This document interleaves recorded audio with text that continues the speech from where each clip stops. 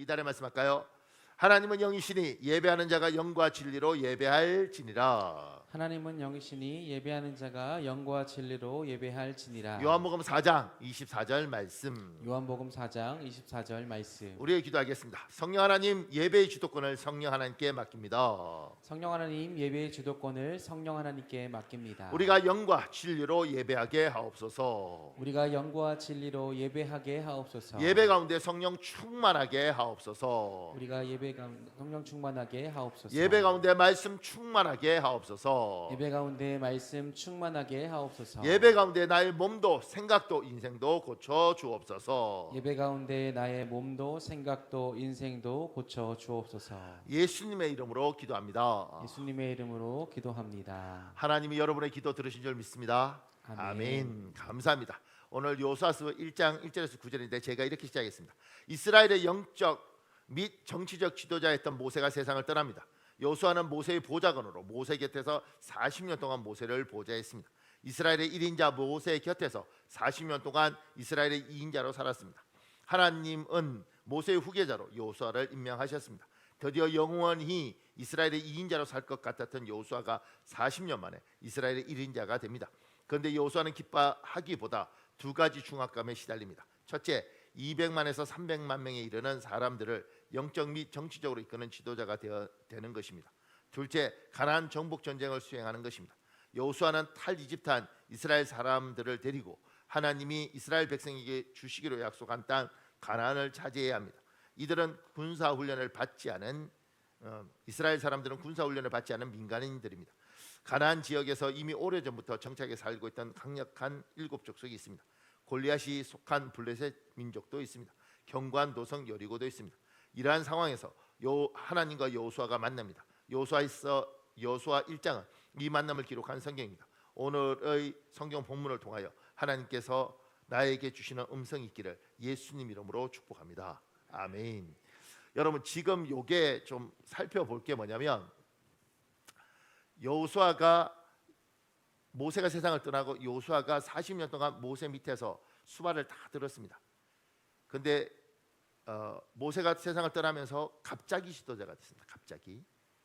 그러면서 이 한 300만 가까운 사람을 인도해야 될 그 중압감, 그리고 이들은 군사 조직이 아닌데 이들 데리고 여리고성 점령하고 7부족을 할 이 불안감이 여호수아한테 막 밀려온 상황에 지금 오늘 본문이 있는 겁니다. 제가 밑에 기록했습니다. 여호수아는 현재 상황을 두려워합니다. 오늘 말씀을 준비하면서 이런 생각이 들었습니다. 지금 여호수아가 막 두려워하는 가장 큰 이유는, 아니 처음 지도자인데 불안하겠죠. 그리고 앞으로 40년 전에 가나안 땅이라는 곳을 정탐하러 갔는데 40년 전 기억이 잘 나지도 않겠죠. 자기도 나이가 많아요. 여호수아하고 모세하고 35살 차이 났다는 기록도 있고 25살 차이 났다는 기록도 있습니다. 35이면 85세의 지도자가 된 것이고 25이면 95세의 지도자가 된 겁니다.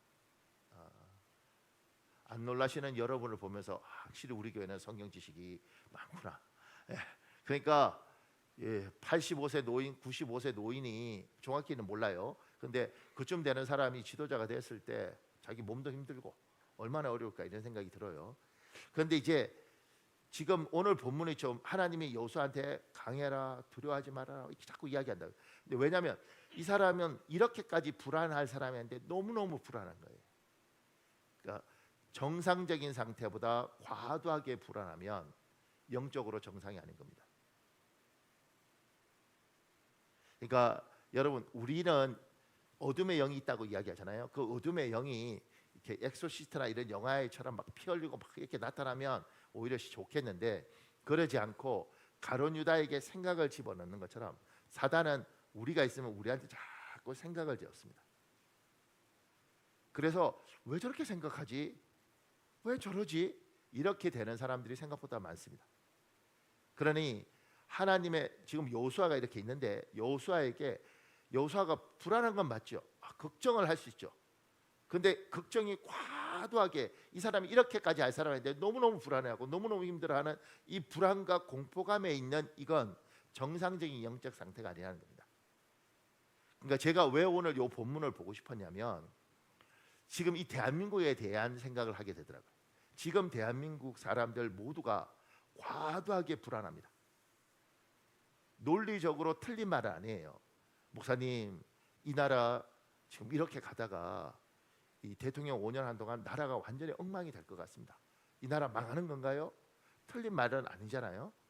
그렇게 너무너무 이 나라가 필리핀도 잘 살다가 뚝 떨어졌지 않습니까? 아르헨티나도 굉장히 잘 살다가 툭 떨어져서 지금 엉망진창인 나라가 됐잖아요. 그게 다 대통령과 정치, 대통령 잘못 뽑고 정치 잘못 봤을 때 일어나는 이야기라고. 참고로 지금 대통령 잘못 뽑았다 이런 이야기가 아니고, 그러니까 이렇게 돼서 한 거라고. 정치가 잘못됐을 때, 그러니까 우리나라도 지금 그렇게 간다고 지금 생각하는 사람이 있어요. 굉장히 불안하죠. 염려하고 걱정, 이거 문제가 있는데 이거 하고 과도하게 불안합니다. 또 하나, 지금까지 삼성이, 현대자동차가, 포항 제철이 우리가 그렇게 먹여 살렸는데 이게 지금 미래가 없는 쪽으로 지금 가고 있는 거예요. 야, 이러다가 우리 다 죽는 거 아니야? 이런 불안감들이 있는 거죠. 젊은 애들, 우리 밑에 애들 보면서 젊은 애들 저래서 되겠어? 이러면서 이게 과하게 지금 밀려오는 이 구조. 그러니까 문제가 있어. 이거 하고 이게 다 죽을 것 같아. 이건 다르지 않습니까? 저는 이제 오늘 본문을 보면서 여호수아가 너무 과하다. 왜냐하면 여호수아의 불안에서 하나님이 너무 많이 이야기를 계속 강하고 담대하라 내가 뭐 이렇게 하시는 거 보니까 여호수아가 지금 과도한 압박감에 시달리고 있고 저 과하다. 그렇다면 여호수아가 보통 사람이 아닌데 이러면 이 부분에 대해서 걱정하는 건 맞지만 과도하면 요건 영적으로 보자. 걱정하는 건 맞는데 심하다. 이 대한민국도 염려하는 건 맞다. 걱정되는 것도 맞다. 그런데 지금 너무 과도한 거예요. 그래서 성도들도 너무 불안하니까 미래에 대한 것도 너무 불안한 거죠. 그러니까 모여서 기도하고 예배할 시간에 불안하니까 뭐 자꾸 이상하게 일 벌여요. 이렇게 성도들 너무 바빠. 예. 그래서 돈 번다는 게 아니고 너무 바쁘고 여유가 없고 저 사람들이 저렇게까지 할 사람들이 아닌데 왜 저렇게까지 하지? 저거 좀 과하다. 좀 심하다. 그리고 뭔가 쫓기는 거. 아니 하나님이 우리에게 그렇게 살기를 원하시고 그렇게 바라실까? 하나님의 백성이 예수를 믿는 사람들이 저렇게까지 반응하는 게 맞나? 목사님, 제가 지금 빨리 준비해야 돼요. 기도 지금 목사님 기도하는 게 지금 쫓아다녀야 되고요. 뭐 이런 거. 그러니까 지금 여호수아도 과도하고, 그다음에 대한민국도 과도하고, 우리 그리스도인들 중에 노년이나 미래에 대해서 과도할 때, 이건 문제가 있다. 그러면 여호수아는 어떻게 풀고 우리는 어떻게 풀어야 되는가? 고민돼요. 여호수아는 지금 상황을 전혀 예상치 못했습니다. 모세는 신체적으로 건강했기 때문입니다. 아니 모세가 120살에 죽는다고요? 왜 예측 못했다고 이야기하는가? 신명기 34장 7절에 있습니다. 여러분 읽어보십시오. 시작. 모세가 죽을 때 나이 120세였으나 그의 눈이 흐리지 아니하였고 기력이 쇠하지 아니하였더라. 그 밑에요. 사람은 병들거나 사고가 나거나 나이가 들어 기력이 쇠하여 죽습니다. 모세는 병들거나 기력이 쇠하지 않습니다. 그런데 모세는 죽습니다. 상식적이지 않습니다. 여기서 모세도 우리도 영적으로 깨달아야 할 것이 있습니다. 사람의 죽음에 대하여 세상 사람과 그리스도인의 관점은 다릅니다. 죽음에 대한 우리의 관점은 그리스도인은 병들거나 사고가 나거나 나이가 들어 기력이 쇠하여 죽는 것이 아니라 하나님이 우리에게 주신 사명이 끝나면 죽는다는 것입니다. 그래서 모세는 신명기 3장 26절에 더 살게 해달라고 하나님께 간청합니다.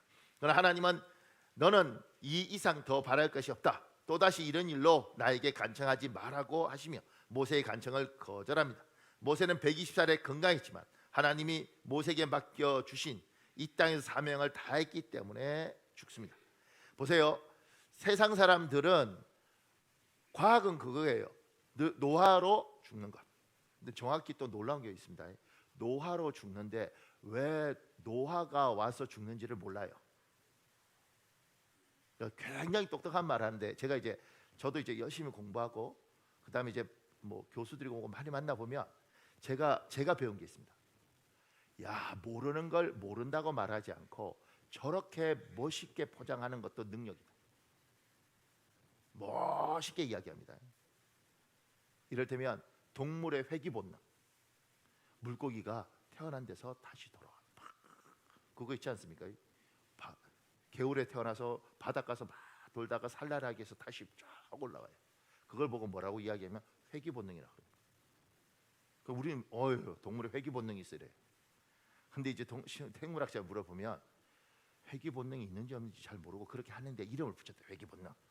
회귀 본능이 있으려면 동물의 지느러미에서 회귀 안 하면 막 고통스럽다든가 뭐 이런 게 있어야 되지 않겠습니까?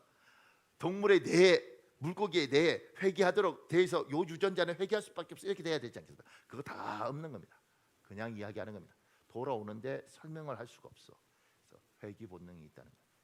왜 여기는 회귀 본능이 있고 왜 저기는 회귀 본능이 없습니까? 몰라. 그러니까 과학자들이 하는 굉장한 거짓말들이 있습니다. 그러니까 제가 보면서 과학이 잘못하면 과학이 필요 없다. 과학이 필요하죠. 중요하죠. 근데 모르는 게 너무 많은데 거짓말을 참 잘하더라. 아는 제 단어 아무거나 붙여놓고 아는 것처럼 설명하는데 알고 보면 모르는 거다. 그러니까 그래서 의사들도 거짓말 많이 하는 겁니다. 몰라요. 그러니까 모르는데 알고 고치는 건 30%도 안 되고 대부분 모르는 겁니다. 자, 그 이야기 하려고 그러는 게 아니고요. 제가 이야기하고 싶은 사람은 보통은 우리가 노화로 또는 사고로 뭐 질병으로 이렇게 죽지 않습니까? 근데 이제 세상은 그러니까 그렇게 죽는다고 생각해요. 근데 놀랍지 않습니까? 사고가 났는데 차가 폐차가 됐는데 하나도 안 다치는 사람도 있고, 놀라운 건 길 가다가 미끄러지는데 죽은 사람도 있습니다. 이거 뭐지?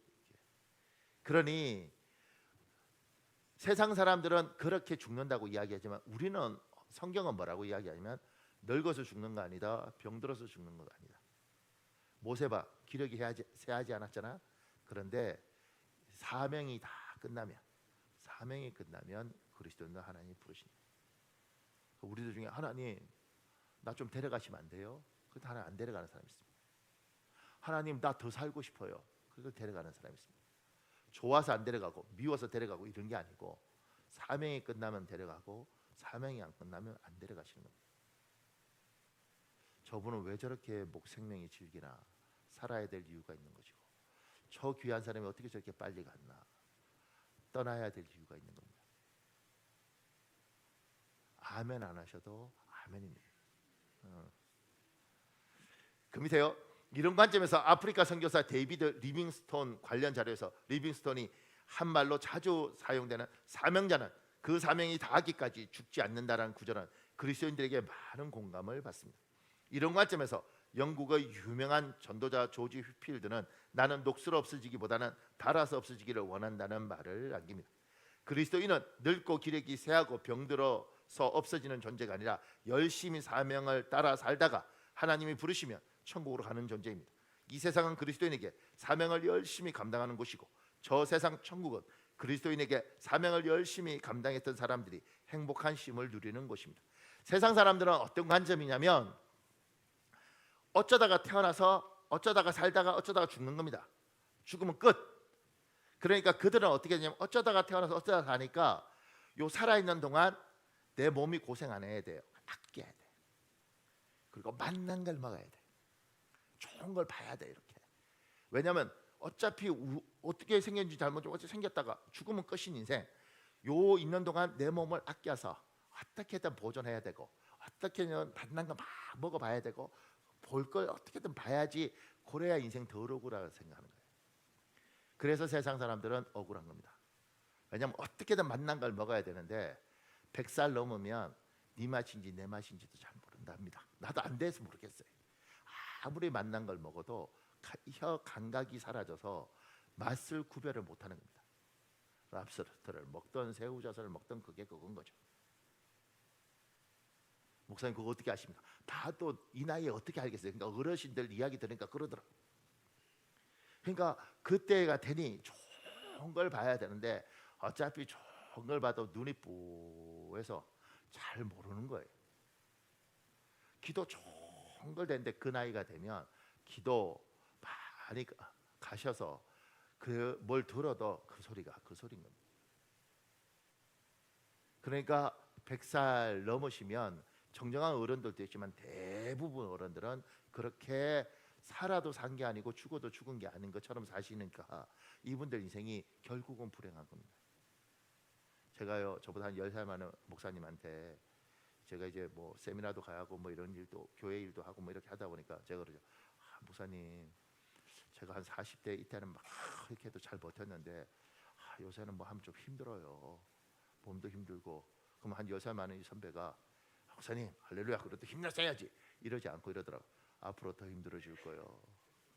앞으로 더 힘들어질 거예요. 아니 맞는 말인데 그렇게 기분이 나쁘더라고.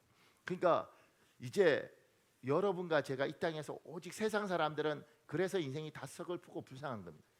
근데 우리는 어떤 식의 사고를 갖느냐면 하나님이 이 땅에 우리에게 생명을 허락하셔서 살다가 가는 겁니다.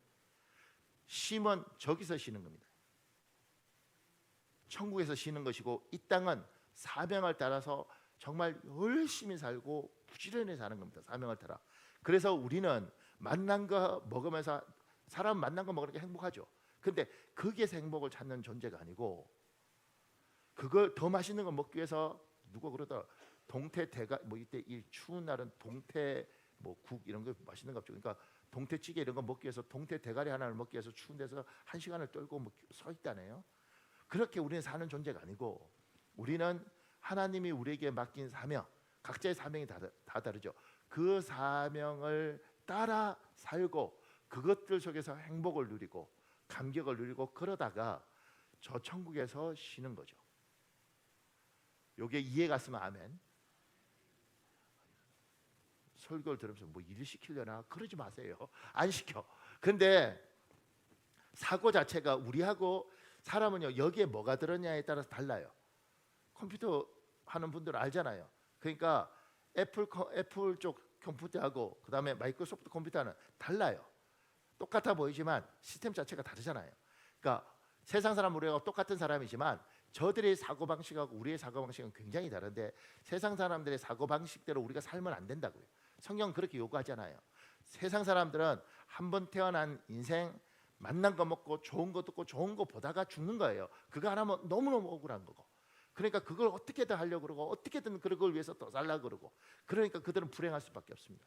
우리는 천국에 가면 쉼이 있고 이 땅에서는 사명을 감당하는 것이고 그 사명이 각자가 다른데 그걸 따라서 살아가면서 내가 힘들어도 어려워도 그게 이루어질 때 보람을 느끼고 감격을 하고 이렇게 사는 존재입니다.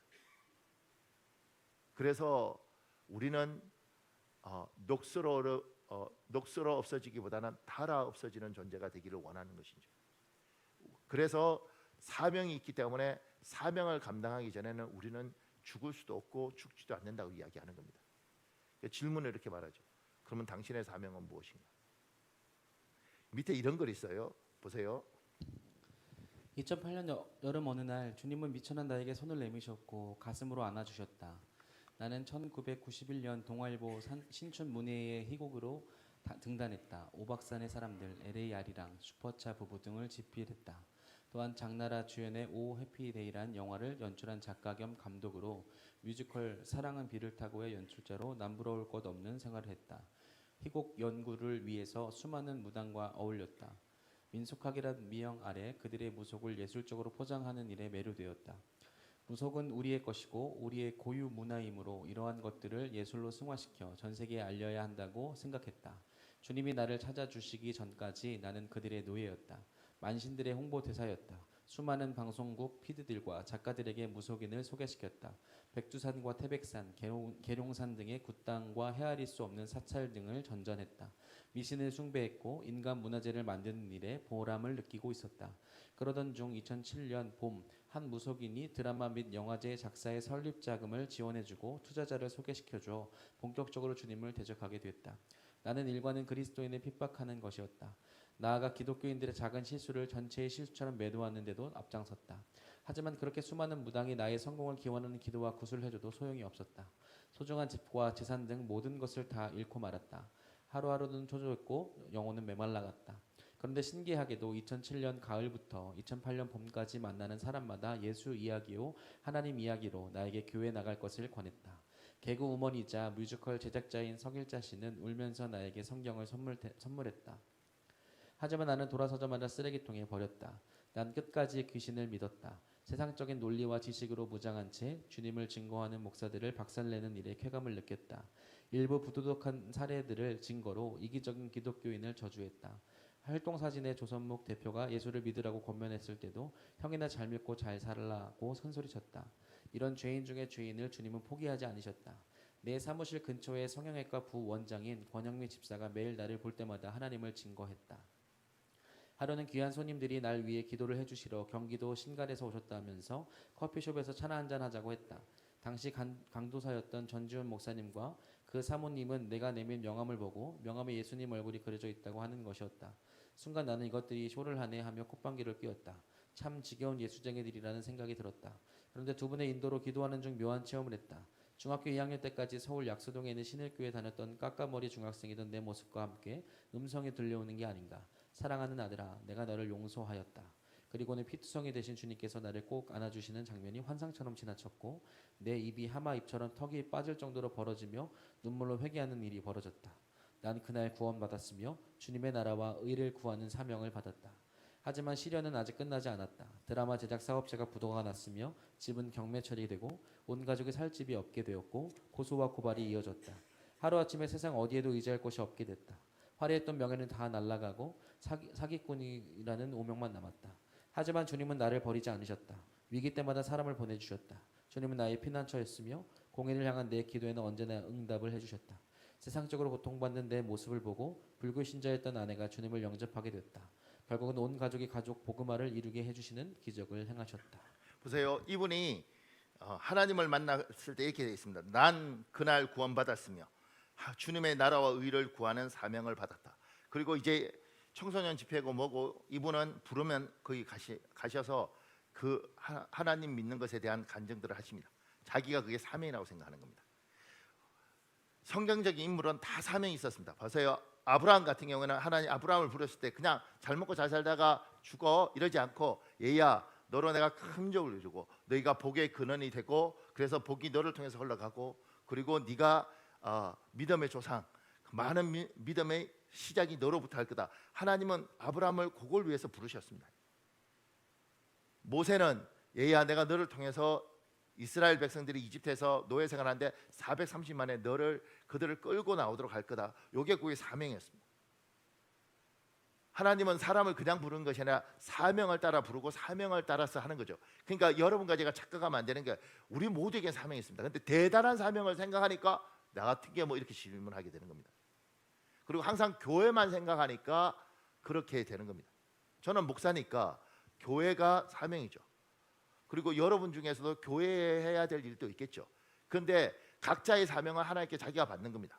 그런데 지금 돌아가셨는데 우리 교회 귀한 안수 집사님이 계셨습니다. 근데 저도 그분 참 좋아했는데 천국 가셨습니다. 근데 그 집사님 같은 경우에는 그분은 좀 특이했습니다. 왜냐하면 식물학 박사였습니다. 저는 그것도 식물학 박사도 처음 봤습니다. 식물학도 박사가 있구나. 당연한 건데. 그런데 그분이 어느 날 저한테 이렇게 했어요. 목사님 설교 듣고 제가 제 사명을 깨달았습니다. 제가 나이도 드시고 몸도 아프시고 정년퇴직한 지도 되시고 그런데 사명이 뭘 깨달았다는 거 사명이 뭐라고 말씀하시려나. 우리는 보통 그러면 뭐 복음을 위하여 뭐 선교사라고 하고 뭐 그런 거 생각하잖아요. 근데 이분은 그러더라고. 제가 좋은 할아버지가 될 걸 사명으로 제가 하나 깨달았습니다. 우리가 생각할 때는 뭐지 이러잖아요. 좋은 할아버지. 사람은요 사랑받아 봐야 사랑 줄 줄 알아요. 좋은 할아버지로 애들한테 사랑 주고 하나님의 따뜻함을 이야기하고 자기는 그게 자기 사명이라고 마지막 천국 갈 때까지 그걸 하겠다 그렇게 이야기하시더라고요. 그러니까 질문하는 거죠. 우리는 이 땅에 태어나서 살다 가는 건데 천국 가서 쉬고 이 땅에서 일을 해야 되는데 당신의 사명은 무엇인가? 저 같은 경우는 하나님 앞에서 이제 명확해지더라고요. 여러 가지가 있는데 하나만 있는 건 아니지 않겠습니까? 근데 이제 창대교회를 잘 지키는 담임 목사로 살다가 가겠다. 그걸 이제 옛날 우리 선배들 표현을 하면 성전 문지기 개. 뭐 목사님 개예요 그러면 그런데 성전을 지키는 문지기게 성도가 오면 꼬리를 흔들고 개들이 그러지 않습니까? 도둑놈 오면 짖고 이런 거. 나는 그렇게 살아야겠다. 근데 누가 그렇게 목사님 그렇게 살면 교회에만 있어야 되는데 뭐 부흥회도 다니시고 이렇게 이번에 제가 부흥회 가서 또 찬양 하나 배워왔습니다. 내가 부르면 또 뭐라고 상처받는 사람도 있으니까 하여튼간 그래서 내가 우리 전도사님한테 그 찬양 좋더라고요. 저는 그거 처음 들은 것 같아요. 그래서 우리 사역자들한테 해서 여러분하고 같이 부를 겁니다. 제가 부흥회 가서 뭐 좋은 거 있나 이렇게 가지러 가는 거지. 관심 없어서 여러분한테 관심 없어 가는 건 아닙니다. 그러니까 질문하는 거죠. 당신에게 사명은 무엇인가? 모세는 그 사명이 딱 끝나니까 여호수아 입장에서는 저렇게 건강한데 근데 사명이 딱 끝나니까 하나님이 데려가시고 그리고 여호수아를 임명하니까 여호수아 놀란 거죠. 왜냐하면 이렇게 은혜 많고 이렇게 건강한 분이 갑자기 간다는 건 상상이 없는데 가버린 거예요. 그리고 내보고 300만을 맡으라고? 언젠가는 넘버원 되고 싶은 욕심도 있지만 아유, 설마 저분이 이랬는데 정말 되니까 황당하고 당황스러운 거죠. 그러니까 황당하고 당황스럽고 놀란 건데 너무너무 무섭고 이렇게 되는 건 문제가 있는데 지금 굉장히 힘듭니다. 이분 보세요. 그 밑에요. 여호수아는 연약한 사람이 아니라 대단한 장군이고 훈련된 지도자입니다. 여호수아는 전쟁을 승리로 이끈 장군입니다. 아말렉과 이스라엘 전쟁에서 여호수아가 이스라엘 총사령관이 되어서 전쟁을 승리로 이끕니다. 여호수아는 모세의 최측근 보좌관입니다. 모세를 통하여 하나님의 기적과 능력이 현장에서 많이 나타납니다. 여호수아는 모세 곁에서 이 모든 것을 직접 간접으로 경험합니다. 아무리 뛰어나고 경험이 많은 사람도 리더가 되고 책임자가 된다는 것은 두려운 일입니다. 중압감 때문입니다. 책임감 때문입니다. 여호수아는 중압감과 책임감 때문에 두려워하고 있습니다. 사람에 따라서 경향이 다른데 책임감이 아주 강한 사람이 있고 책임감이 아주 약한 사람이 있습니다. 그런데 너무 강한 사람들은 그 책임감에 부담을 주면 사람이 못 견딥니다. 저도 책임감이 있죠. 맛있는 게 나오면 다 먹어야 된다는 굉장한 책임감이 있습니다. 근데 책임감이 타고나고 강한 사람이 있고 좀 책임감이 약한 그건 성향이더라고요. 그런데 하나님이 여호수아는 책임감이 굉장히 강한 사람인 것 같아요. 그러니까 이 압박감이 너무 심한 거죠. 여호수아서 1장 1절에서 2절 있습니다. 여러분 읽어보세요. 시작. 여호와의 종 모세가 죽은 후에 여호와께서 모세의 수종자 눈의 아들 여호수아에게 말씀하여 이르시되 내 종 모세가 죽었으니 이제 너는 이 모든 백성과 더불어 일어나 이 요단을 건너 내가 그들 곧 이스라엘 자손에게 주는 그 땅으로 가라.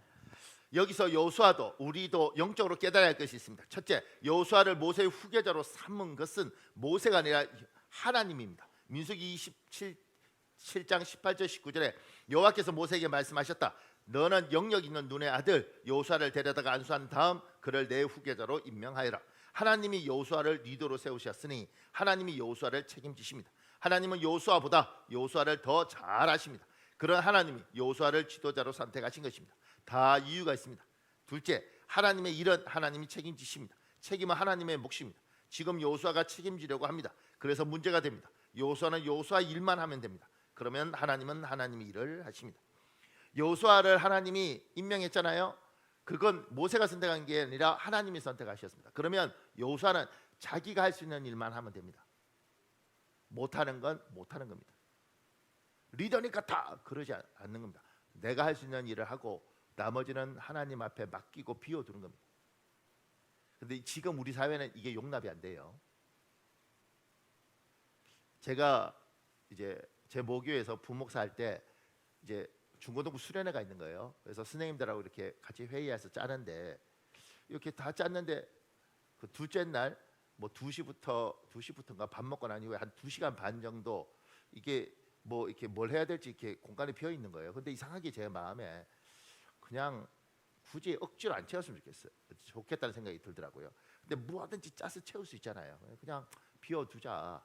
근데 참 고마웠던 건 목사님 비워두면 어떡하냐고 막 억지로라도 뭐라도 해야 되지 않겠습니까? 이렇게 했으면 굉장히 힘들었을 텐데 그 우리 부장 집사님이나 이런 분들이 이제 저를 믿어주셨어요. 그래서 제가 그냥 우리가 이거 기도하면서 이만큼 했는데 나머지는 그냥 하나님이 하시면 하고 아니면 애들 그냥 놀아라 이래도 되죠. 굳이 뭘 자꾸 이렇게 하려고 그러지 말고 하나님이 어떻게 하는가 봅시다 이랬어요. 그러니까 이제 고마운 게 우리 부장 집사님이 뭐 목사님이 그러시면 어떻게 하는가 뭐 하나님 뭐가 있겠죠 이래 주더라고요. 그때 따지고 뭐 목사님 이게 비워두면 어떡하냐고 뭐든지 해야 되지 않냐고 목사가 능력이 없어서 이벤트도 할 줄 모른다 그러면 뭐 미안하다 그래야죠. 그런데 그냥 비워둔 거죠. 저도 이제 신기하더라고요. 비워두고 그래서 이제 수련회 일정제 할 때도 다 일정 있고 여기는 그냥 빈 공간으로 놔뒀어요. 한 2시간 반을. 그리고 저는 하나님이 뭐 하나님의 수련회니까 하나님 뭘 하시겠지 이러고 있는 거죠. 그리고 이제 까칠한 사람은 속으로 뭐 저런 목사가 다 있냐 이랬을 것이고 나머지는 믿어주니까 그래 안 되면 그냥 애들 보고 수다 두고 놀아라 그러면 되지. 그러고 있었어요. 그런데 이제 그 다음 날 됐을 때 목사님 진짜 비워두실 거예요. 그래서 뭐 별 생각도 안 나고 그냥 비워둡시다 했다고요. 근데 그날 이제 오전에 우리 교회 집사님 조용한 여자 집사님하고 그 다음에 장로님하고 이제 애들 수련을 하니까 보러 왔어요. 이렇게 보러 와서 이제 그 여자 집사님이 조용한 분이었거든요. 근데 그분이 이렇게 프로그램 이제 다 붙여놓잖아요. 목사님 여기 왜 이렇게 비어 있어요? 그래서 글쎄요 뭘 해야 될지 잘 생각도 안 나고 그래서 그냥 비워뒀어요. 그러니까 이분이 목사님 저거 제가 레크레이션 같은 거 해볼까요? 그래서 내가 레크레이션요? 그러니까 예 할 수 있을 것 같은데요 이러더라고요. 그래서 제가 한번 해보시죠. 그러니까 차에서 뭐 주섬주섬 뭘 꺼내고 막 이렇게 가져오더라고요. 그래서 내가 이거 왜? 그러니까 몰라요. 오늘 오는데 이상하게 챙겨지더라고요. 이러더니만 2시간 반을 뭐 애들을 웃겼다 울렸다 막 돌리고 그래. 내가 이분 전문 강사인가? 그러니까 왜냐면 교회에서 늘 조용한 집사님이셨거든요. 다들 놀란 거죠. 와, 저 사람이 저런 달란트가 있었나. 그래서 2시간 반을 정말 멋지게 저는 속으로 생각해서 살았다 이렇게. 근데 이제 우리가 모든 걸 다 하려고 그러는데 우리가 할 수 있는 걸 하고 비워두는 겁니다. 아니 우리 능력이 안 되는 거 어떻게 하겠어요? 하나님 한번 해보시죠. 하나님 제가 하나님께 맡겨드립니다. 이렇게 빈 공간을 두는 겁니다. 그러니까 자식 키울 때도 똑같습니다. 여러분이 할 수 있는 걸 하고 비워두십시오. 하나님이 목사님 우리 애를 다 그래서 다 망가지는 겁니다. 하나님이 복 준 사람이 자식 때문에 그 복도 날아가는 겁니다. 하나님이 그러니까 자식도 똑같습니다. 부모님한테 막 죽도록 그저 효도해야지. 근데 그냥 나머지 보면 하나님께 맡기는 겁니다. 그걸 내가 다 하려고 그러니까 가족이 다 망가지는 겁니다. 그러니까 여러분 하나님 앞에서 이분이 목이 있고 내 목이 있고 내가 할 수 있는 일을 하고 나머지는 하나님이 하시는 거죠. 때로는 마음이 아파도 요까지. 그리고 그냥 안타까우면 기도하고 하나님은 뭘 하시겠지. 그래야지 되는 겁니다. 지금 이 대한민국 아이들 뭐 똑똑한 애도 많지만 지금 굉장히 이상한 나라가 되어 있지 않습니까? 여러분은 정상적인지 모르지만 저는 이 대한민국 똑똑할지는 모르지만 진짜 이기적이고 이렇게 된 거예요. 왜 이렇게 된 줄 아십니까? 학교가 엉망이 된 것도 왜 이렇게 된 줄 아십니까? 우리 때 당하고 살았잖아요. 선생님이 따기 때리면 그냥 맞아야 되고 심지어 제 학교 다닐 때는 선생님이 시계 딱 풀더니 막 이 자식 그러고 막 이렇게 때려도 중학교 때 그냥 두들겨 맞아야 되는 그 시대에 살았죠. 저도 교복이고 있단 말이에요. 그러니까 그렇게 살았지 않습니까? 그러니까 우리가 상처가 많죠. 우리 애들은 그렇게 둘 수 없다고 생각했습니다. 그래서 선생한테 덤벼버리고 막 죽이네 살리네 그러고 왜냐면 우리의 상처를 우리 애는 안 줘야겠다고 우리가 그렇게 했죠. 그 덕분에 이 나라 교육 보십시오. 애들 보십시오. 우리는 옛날에 늘 다른 사람 배려하고 살았습니다. 그렇지 않아요? 남이 생각하면 어떡하고 해서 하고 싶으면 안 하고 양보하고 살았습니다. 그렇게 살다 보니까 너무 억울한 거죠. 우리도 우리 인생을 살고 싶었습니다. 그래서 마음껏 할 수 있도록 애들한테 했죠. 그 마음껏 한 덕분에 이 나라가 이 꼴이 됐습니다. 배려가 어디 있습니까?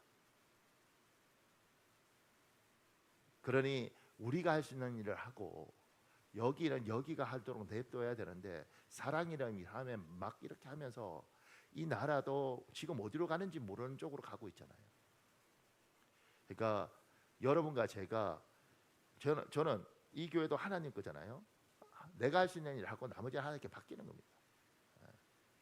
그리고 내 자식도 내가 할 수 있는 일을 하고 나머지 하나님께 맡기는 겁니다. 성도도 내가 할 수 있는 일을 하고 나머지 하나님께 맡기는 겁니다. 그러지 않으면 목사도 망가지고 성도도 망가지는 겁니다. 여러분들도 여러분이 선을 넘으면 여러분도 망가지고 여러분 자녀도 망가지고 여러분 부모도 망가지는 겁니다. 할 수 있는 데까지만 하고 나머지를 하지 그냥 살아라. 제가 뭐 어떤 사람 만나보면 목사님 우리의 집도 사줘야 되고 뭐도 사주고 애 다 책임지려고 그러는데 그러니까 하나님이 그럼 네 새끼 네가 키워봐라. 그럼 망가지는 겁니다. 우리가 우리 할 수 있는 걸 하고 나머지는 하나님께 맡기는 겁니다. 답답하죠. 힘들죠. 그렇지만 우리가 할 수 있는 일만 하는 겁니다.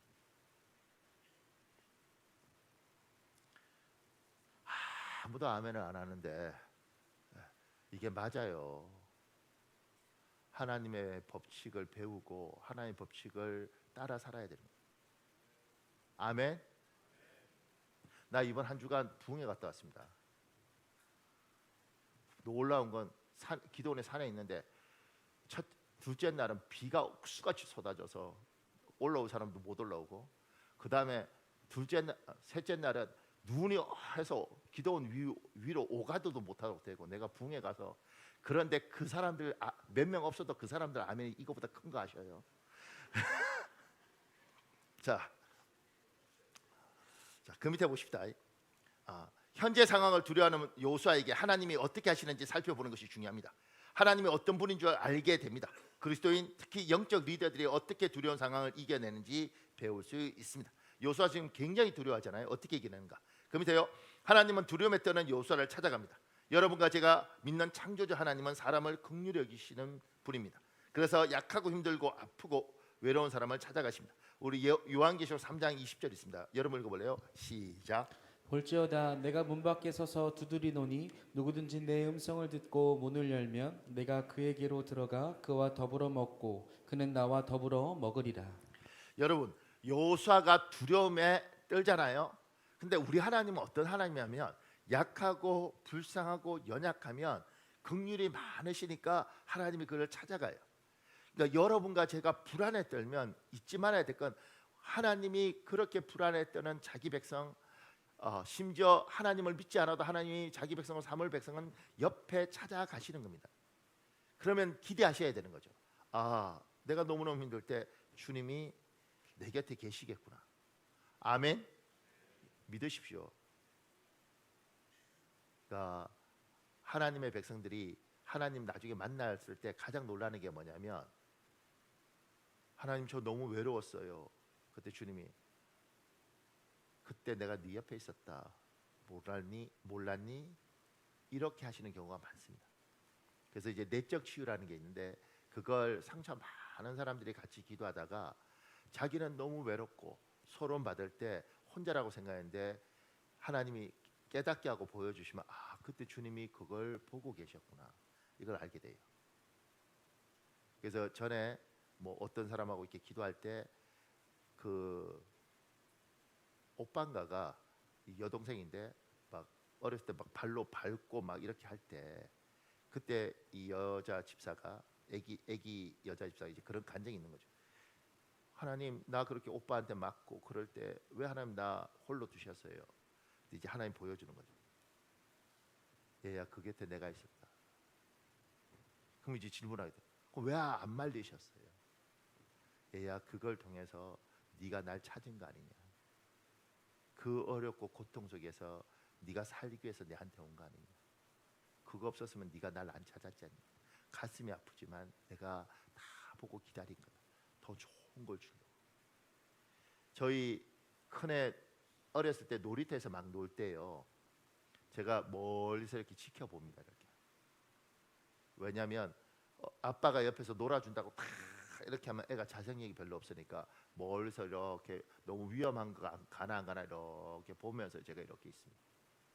근데 그때 그 중학교 여자애들한테 우리 애가 한 5살, 4살 이렇게 됐을 때 애니까 그건 내 거야. 그러니까 이 중학생들이 자기 걸 내 거라고 그러니까 애를 그거 가지고 내 거야. 그러니까 톡 던지니까 얘가 울면서 내 거야. 그러고 하면 저쪽에서 톡 던지고 이러더라고. 제가 저 뒤에서 보고 있었습니다.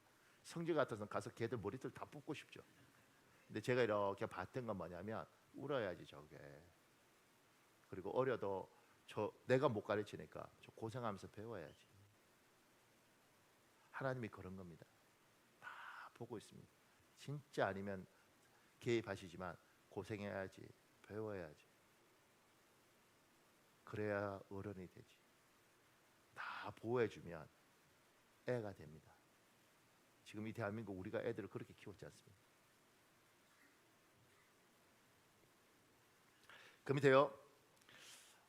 하나님은 두려움에 떠는 여호수아에게 말씀하십니다. 여호수아서 5장 1장 5절에서 6절 9절 있습니다. 여러분 읽어볼래요? 시작. 내 평생에 너를 능히 대적할 자가 없으리니 내가 모세와 함께 있었던 것 같이 너와 함께 있을 것임이니라. 내가 너를 떠나지 아니하며 버리지 아니하리니 강하고 담대하라. 너는 내가 그들의 조상에게 맹세하여 그들에게 주리라 한 땅을 이 백성에게 차지하게 하리라. 내가 내게 명령한 것이 아니냐. 강하고 담대하라. 두려워하지 말며 놀라지 말라. 내가 어디로 가든지 내 하나님 여호와가 너와 함께 하느니라 하시니라. 오늘 이 본문을 읽을 때 잘못 읽으면 하나님 이렇게 이야기하면서 네가 지금 두려워해? 강하고 담대라. 내가 너와 함께 하잖아. 뭐 이렇게 읽을 수 있습니다. 그런데 하나님의 성품을 알면 하나님 그러지 않아요. 제가 그렇게 익혀졌습니다. 하나님은 두려움에 떠는 여호수아에게 말씀합니다. 대화입니다. 우리는 대화할 줄 모르는 시대를 살고 있습니다. 대화는 인격과 인격이 하는 것입니다. 하나님이 여호수아를 인격으로 대하는 것입니다. 참고로 오늘 성경 본문에서 여호수아는 한마디도 하지 않습니다. 하나님 일방적으로 말씀하시는 것 같습니다. 그러나 겉보기는 그렇게 보이지만 상방향 대화입니다. 하나님은 여호수아를 보고 여호수아의 눈을 보고 몸짓을 살피며 여호수아의 호흡에 템포를 맞추면서 대화하고 계십니다. 제가 여기서 설명이 하나 필요해요. 부부간에 부부싸움 하지 않습니까? 당신이 당신이 이렇게 할 때 부부싸움 하면서 이렇게 막 서로 말이 오갈 때 이걸 대화인 줄 압니다. 대화 아닙니다. 그냥 자기 이야기하는 거지. 대화는 상대가 이야기하면 이 인격이 나에게 이야기하는 걸 인격적으로 받아들이고 그 인격을 존중하면서 말을 하는 게 대화예요. 그러니까 우리가 아이들한테 대화하지 않는 사람들 많죠. 너 엄마가 그랬는데 막 이거는 대화하는 게 아닙니다. 애가 뭐라고 하면 말 이렇게 하면 건 대화가 아닙니다. 그러니까 하나님은 우리한테 대화하기를 원하십니다. 근데 지금 여호수아하고 이야기할 때 하나님은 여호수아 한마디도 안 해요. 오늘 본문에서 하나님만 이야기했어요. 그런데 하나님이 왜 대화라고 이야기하면 하나님이 여호수아한테 가서 얘야 굉장히 두려우니까 얘야 강하고 담대해라. 그리고 호흡을 끊고 여기서 몸짓으로 반응할 때 내가 너와 함께 하겠다. 그리고 여기를 계속 살피면서 하나님이 호흡과 톤을 맞춰서 이야기하는 거죠. 여러분이 이 성경을 그렇게 안 읽는다고 나는 믿습니다. 근데 나는 성경이 그렇게 읽히다라는 거죠. 그러니까 여호수아가 이럴 때 얘야 강하고 담대해라. 내가 너와 함께 하지 않니? 얘야 내가 약속한 땅을 줄 건데. 그러면서 부모가 자식의 눈을 마주치려고 그러고 안 마주치는 애한테 얘 몸짓을 다 읽어가면서 이야기하고 있는 거죠. 하나님이 여호수아한테 인격적으로 대화하면서 이야기하는 거예요. 그러니까 두려움에 여러분 제가 오늘 말씀은 여러분과 저도 이 대한민국 상황 속에서 두려움이 있잖아요. 과도한 사람도 있고.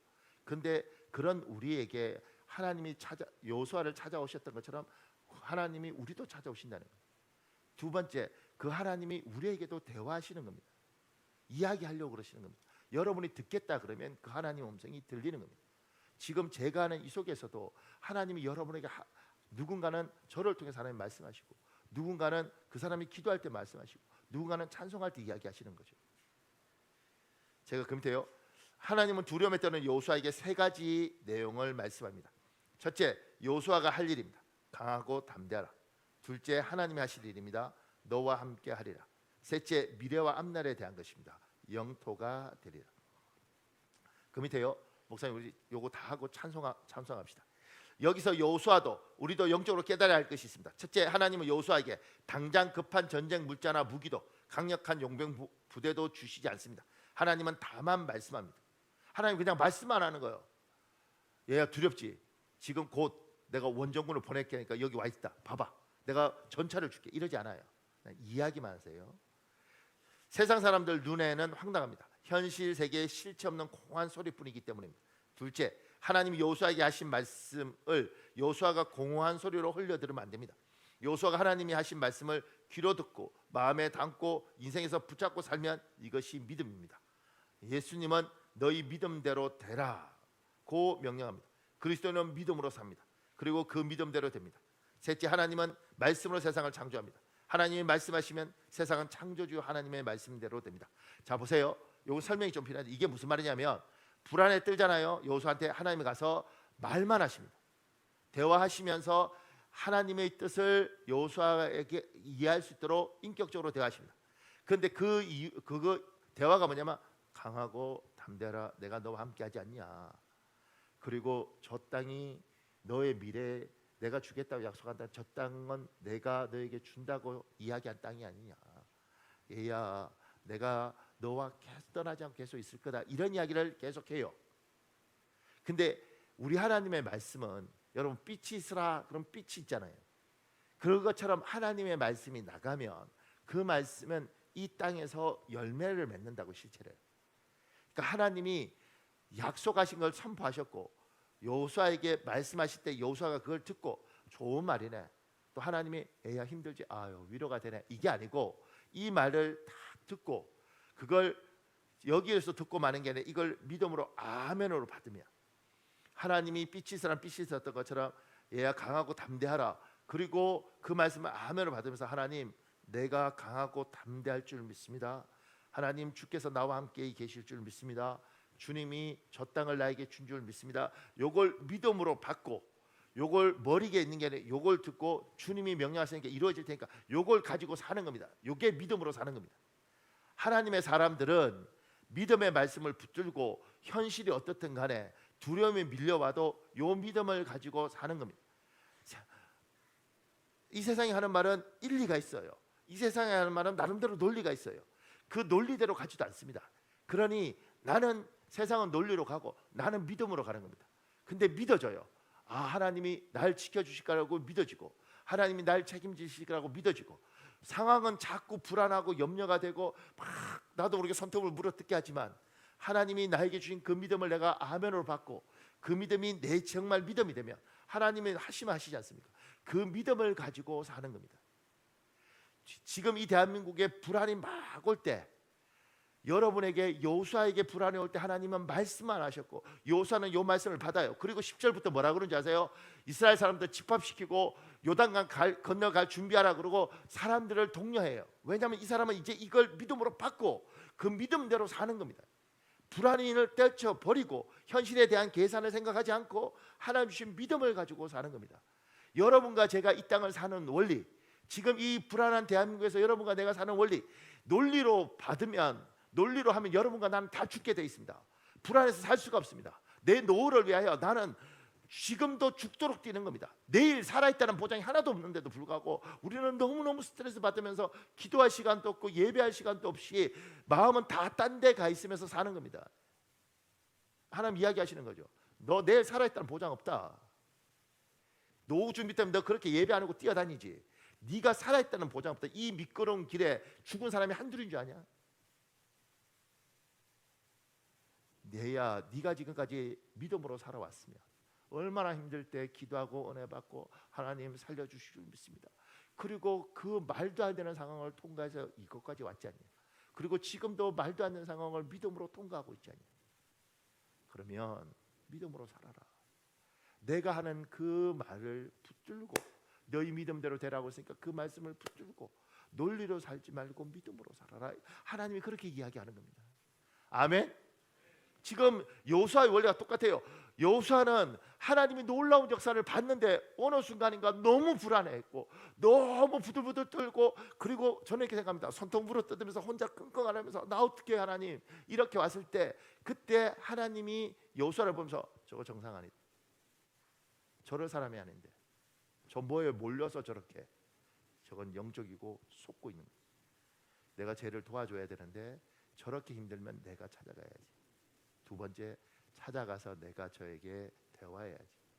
그리고 이 말을 하나님의 말씀으로 네가 아멘으로 받고 붙들고 살면 네가 믿음으로 살고 내 말은 나가면 반드시 열매를 맺으니 네 믿음대로 반드시 될 것이다. 이렇게 이야기하는 겁니다. 여러분에게 뭐가 있습니까? 여러분의 노후, 지금 이 어려울 때 대한민국이 여러분의 인생을 어떻게 지켜줄지 하나님의 여러분의 자녀들에게 어떻게 해줄지 믿음이 있습니까?